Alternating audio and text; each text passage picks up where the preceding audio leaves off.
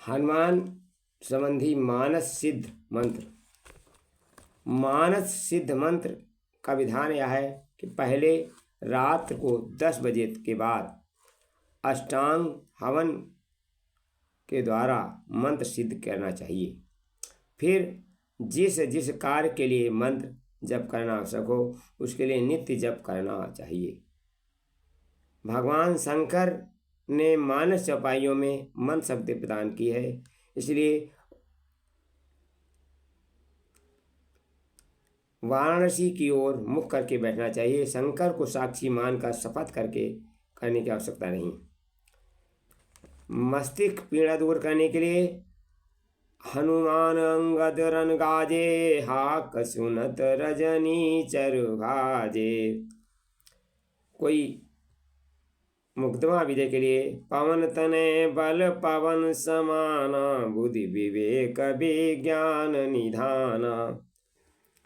हनुमान जी की प्रसन्नता के लिए सुमिर पवन सुत पावन नाम, अपने बस करी राखे राम। हवन सामग्री चंदन का बुरादा, तिल, शुद्ध घी, शुद्ध शक्कर, अगर, तगर, कपूर, शुद्ध केसर, नागरमोथा, पंचमेवा, जौ और चावल। कि जिस उद्देश्य की पूर्ति के लिए जिस चौपाई या सोरठे का जप बतलाया गया उसे सिद्ध करने के लिए एक दिन अष्टांग हवन की सामग्री को उसी चौपाई या सोरठे को 108 बार हवन करना चाहिए।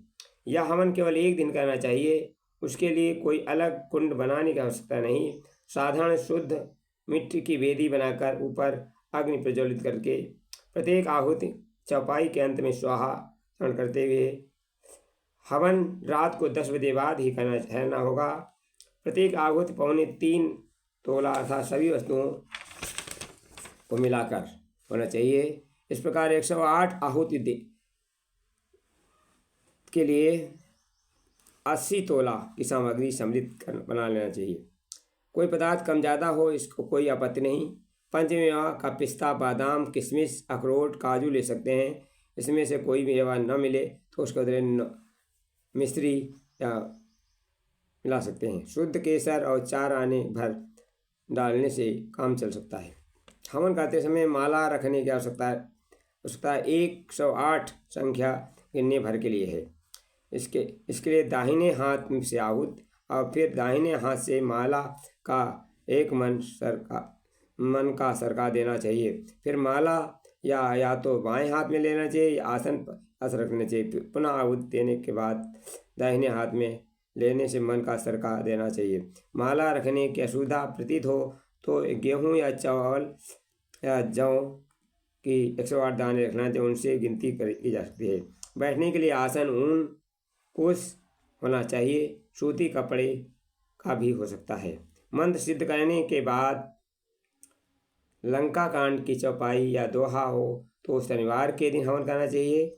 दूसरे कांडों की चौपाई हो तो किसी भी दिन हवन सिद्ध किए जा सकते हैं। सिद्ध की हुई रक्षा रेखा चौपाई एक बार बोलकर जहाँ बैठे अपने चारों ओर चौकोर रेखा जल या कोयले से खींचना चाहिए। फिर उस चौपाई के ऊपर लिखे अनुसार 108 आहुतियाँ देकर सिद्ध करना चाहिए।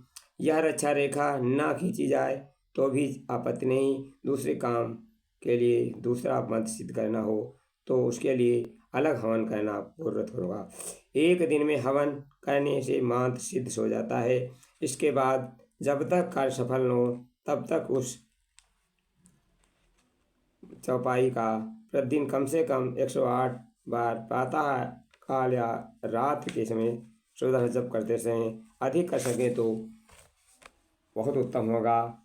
कोई चाहे तो नियमित जप से अतिरिक्त दिन भर चलते से उस चौपाई का जाप कर सकता है। मंत्र 2-3 कार्यों के लिए 2-3 चौपाई का प्रयोग करना चाहिए। धन्यवाद। वीडियो अच्छा लगे तो शेयर कर देना।